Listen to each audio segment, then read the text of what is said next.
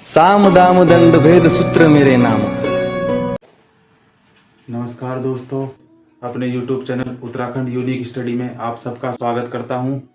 मैं आपके लिए लेकर आया हूं मध्यकालीन भारत।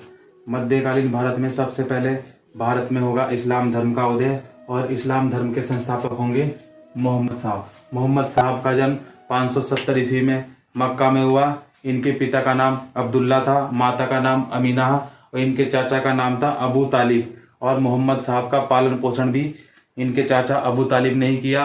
कुरैशी कबीले के थे ये। इनकी पत्नी का नाम था खादीजा।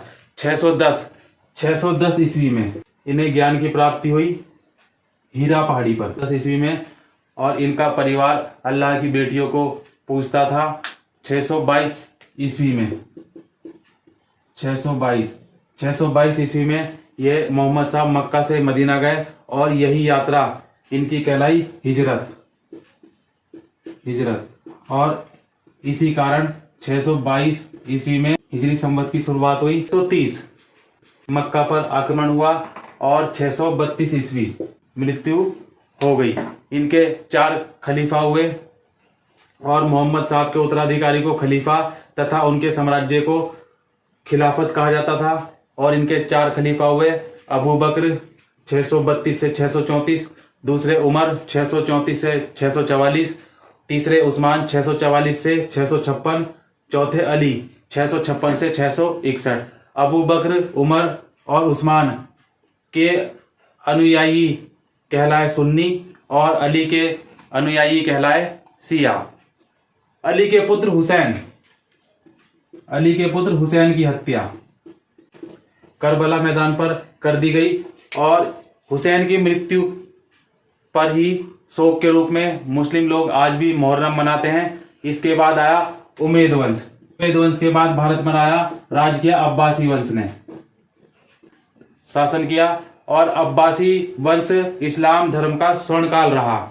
इसमें हुल्लाक ने 1258 ईस्वी में अब्बासी खलीफा की हत्या कर दी, जो कि एक मंगोलियन नेता था। इसके बाद भारत पर उस्मानी वंश ने राज किया और इसके बाद भारत पर आया ओटोमन साम्राज्य।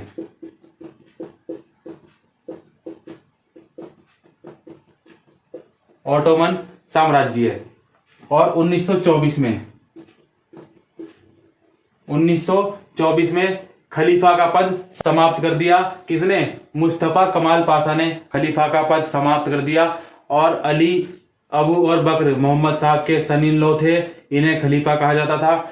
सुन्नी और शिया से सूफी का निर्माण हुआ। अरबों का आक्रमण, भारत में मुस्लिमों का आक्रमण हुआ। सबसे पहले अरबों ने आक्रमण किया भारत पर, फिर उसके बाद तुर्कों ने आक्रमण किया, फिर उसके बाद अफगान ने आक्रमण किया।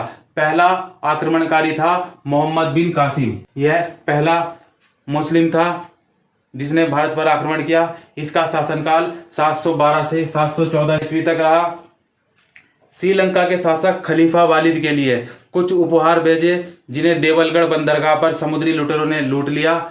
और सिंध के शासक दाहिर ने सहायता करने से मना कर दिया।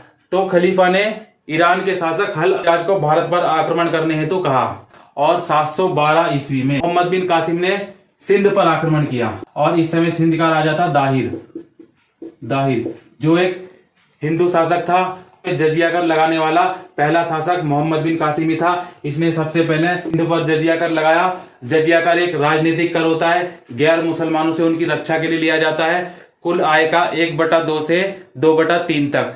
जजिया कर विकलांग, विधवा और ब्राह्मणों से नहीं लिया जाता था। और मोहम्मद बिन कासिम ने भारत में स्वर्ण सिक्के चलवाए, इन्हें दिरहम कहा गया। मोहम्मद बिन कासिम ने सिंध में मकतब स्थापित किए। मकतब का अर्थ है प्राथमिक शिक्षा केंद्र। सिंध आक्रमण की जानकारी चचनामा से मिलती है। और चच दाहिर के पिता का नाम था। इसका लेखक अज्ञात है। इस युद्ध में दाहिर एवं जयसिंह लड़ते हुए मारे गए। इस आक्रमण का वास्तविक कारण भारत में आर्थिक संपन्नता थी। अरबों ने आगे बढ़ने का प्रयास किया, लेकिन गुज्जर प्रतिहारों ने पराजित कर दिया। आक्रमण का प्रभाव पंचतंत्र का अरबी में अनुवाद, कालीला व दिमना से अरबी भाषा में अनुवाद हुआ और पंचतंत्र का लेखक विष्णु शर्मा है। चरक संहिता,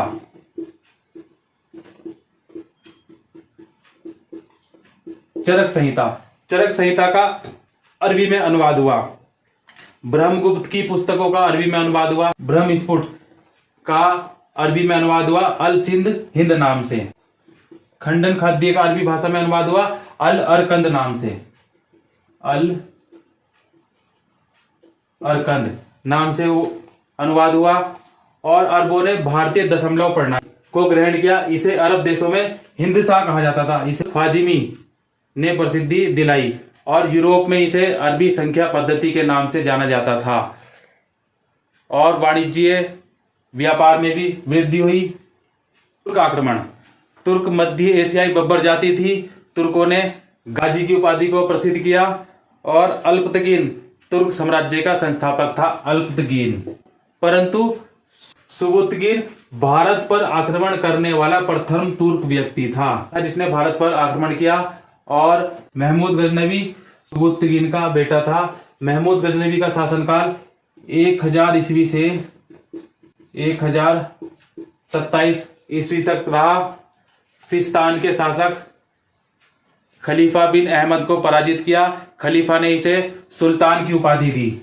एक मूर्ति भंजक भी इसकी उपाधि दी। खलीफा के समक्ष भारत पर प्रतिवर्ष आक्रमण करने का इसने प्रण लिया और 1000 से लेकर 1027 ईस्वी तक भारत पर इसने 17 बार आक्रमण किए। 17 बार आक्रमण किए और इसका पहला आक्रमण 1000 ईस्वी में बेहिंदबर था और यहाँ का राजा था जयपाल। जयपाल को इसने हराया और जयपाल ने आत्महत्या कर ली। 1006 ईस्वी में हिमाचल प्रदेश के नागरकोट मंदिर पर इसने आक्रमण किया। 1008 ईस्वी में आनंदपाल जो कि जयपाल का बेटा था उसको हराया और 1009 ईस्वी में इसने नारायणपुर अलवर को लूटा। 1011 से 12 ईस्वी के बीच इसने मथुरा और उज्जैन पर आक्रमण किया। 1014 में थानेश्वर हरियाणा में जो चक्रा स्वामी लॉर्ड कृष्णा की मूर्ति को खंडित किया तथा महादेव मंदिर हरियाणा में पर आक्रमण किया। 1016 में कश्मीर पर आक्रमण किया, असफल आक्रमण था। 1018-19 में कन्नौज और मथुरा पर आक्रमण किया और 1025 में इसने सोमनाथ मंदिर गुजरात को लूटा और यह इसका 16वां आक्रमण था भारत पर।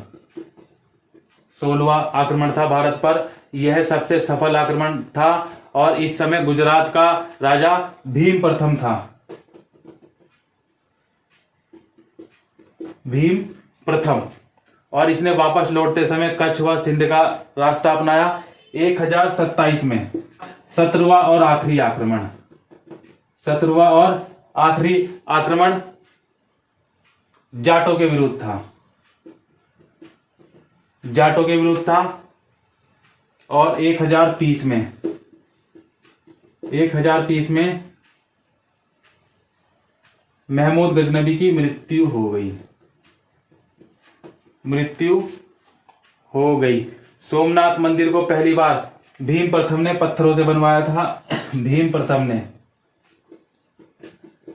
प्रथम ने पत्थरों से बनवाया था। गाजी की उपाधि लेने वाला प्रथम शासक था। इसके दरबारी विद्वान 1014 ईस्वी में भारत आया और इसने बुक लिखी किताब उल हिंद, तारीखे हिंद। दूसरा दरबारी विद्वान हुआ फिरदौसी। इसने शाहनामा लिखी। शाहनामा ईरान का नेशनल एपिक है। और वेहाकी की पुस्तक का नाम है तारीख ए यामनी और दूसरी पुस्तक तारीख है मसूदी। अगला हुआ उत्बी ने पुस्तकें लिखी चचनामा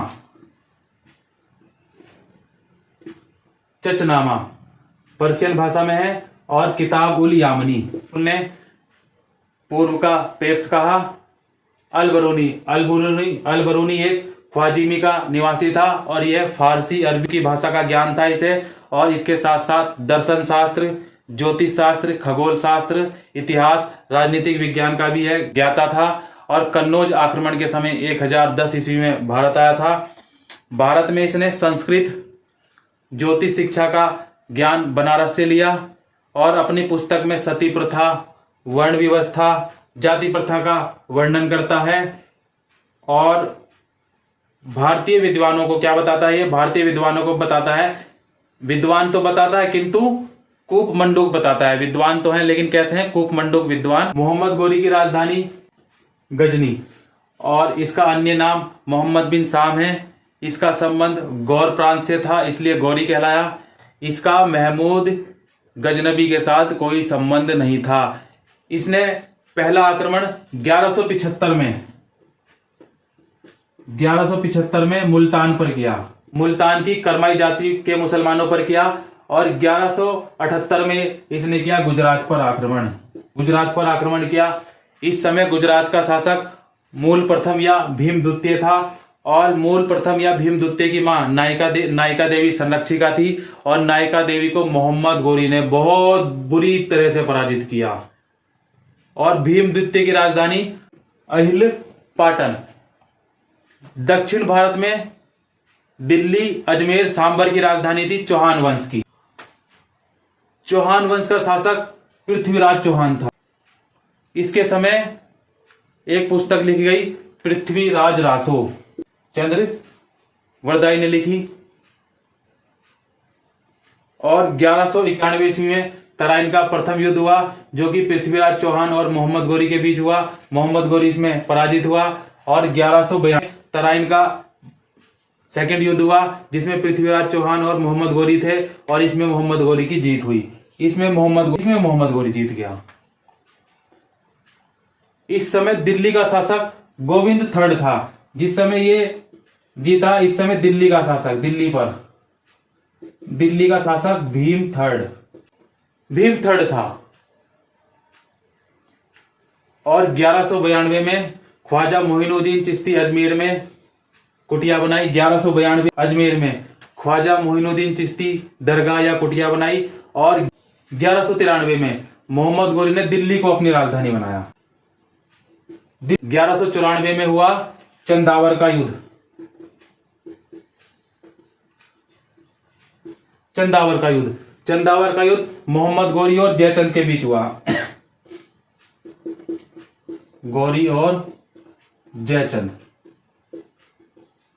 मोहम्मद गोरी और जयचंद के बीच हुआ। जयचंद वही गढ़वाल शासक, कन्नौज का गढ़वाल शासक। और यहां पर मोहम्मद गोरी जीता और जयचंद की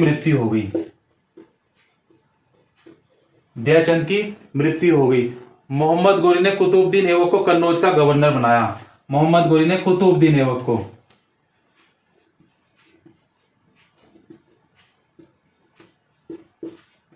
कुतुबुद्दीन ऐबक को कन्नौज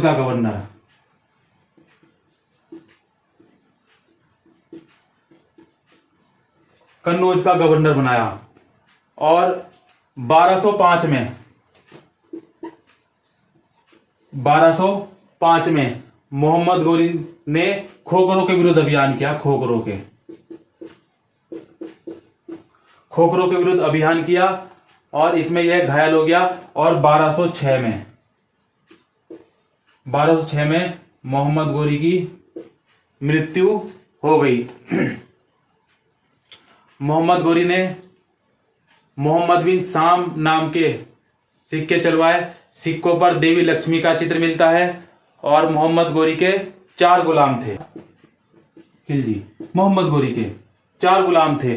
कुतुबुद्दीन ऐबक जो कि सन इन लॉ था, यलदौज, कुवाचा और बख्तियार खिलजी। बख्तियार खिलजी ने 1204 में नालंदा विश्वविद्यालय को नष्ट किया। और नालंदा विश्वविद्यालय की स्थापना गुप्त वंश के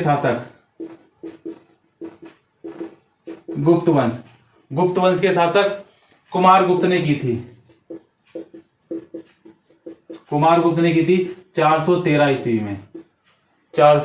में की थी। और नालंदा सबसे पुराना विश्वविद्यालय है भारत में। और 1194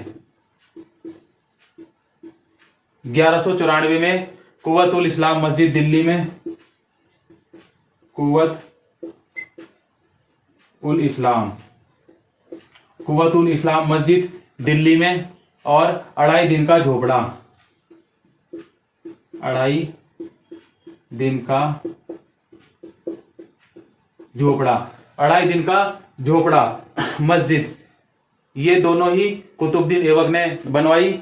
और कुतुबुद्दीन ऐबक के गुरु कुतुबुद्दीन बख्तियार काकी, इन्हीं के नाम पर 1199 में कुतुब मीनार का निर्माण करवाया। कुतुब मीनार का निर्माण करवाया तथा इसको पूर्ण आगे चलकर इल्तुतमिश करेगा 1229 में। 1229 में इल्तुतमिश कुतुब मीनार का निर्माण को पूरा करवाएगा। और यलदौज को बनाया गजनी का शासक, और कुवाचा को बनाया काबुल और कंधार का शासन दिया। कुवाचा को काबुल और काबुल व कंधार का शासन मिला।